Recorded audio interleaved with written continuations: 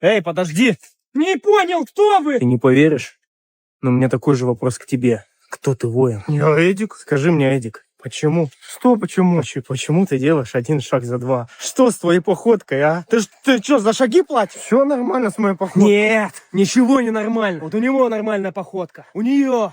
Ну не у тебя никак. Я не понимаю, о чем все ты понимаешь. Ответь, что с тобой? Что с ним? В какой момент все пошло не так, а? Откуда и куда вы идете? Я к маме. Каков ваш путь? Скажи мне, пожалуйста. Я хочу знать правду. Ты хочешь знать правду? Многие тысячелетия наш вид был на вершине пищевой цепочки. А потом пришли вы, красивые, харизматичные, уверенные в себе люди, а еще говники, и начали смеяться над нашим видом. Но скоро все изменится.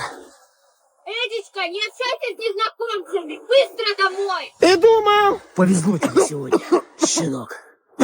Наверное. Хулиганье.